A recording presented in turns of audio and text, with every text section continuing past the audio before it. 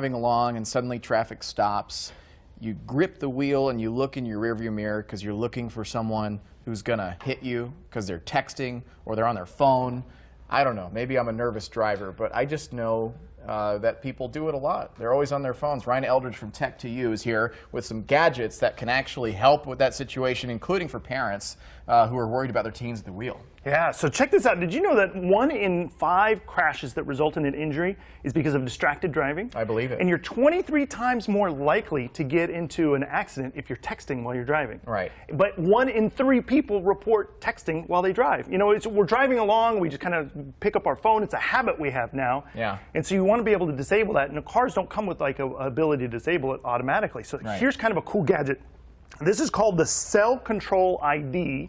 And what this does is it mounts to the top of your car, and it's got a little solar panel on the back, and it's always on. It's $129. There's no monthly fee for it. And what it does is it senses where the phone is in the car.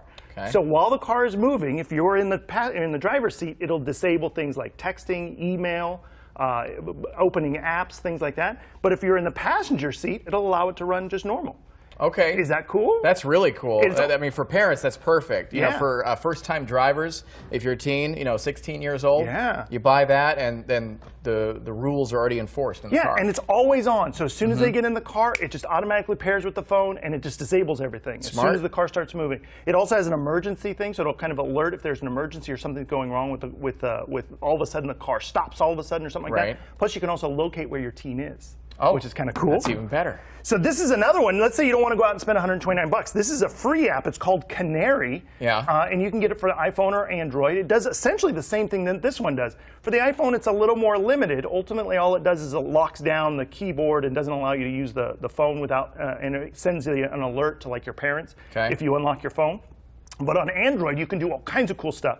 You can lock down the ability to text, lock down the ability to email, plus that location ability so you can find out where your teen is. But you can also set a perimeter map on the phone, and you can say, okay, well, they're not allowed to travel outside this area, and it'll send you an alert if they travel outside that area. Will it also send an alert if there is actively texting and driving going on? So it'll say, Billy's doing it again. If it's an Android phone, it won't say that, but if it's an Android phone, it'll send you an alert, and here's the other cool thing: it'll tell you what speed they're driving too.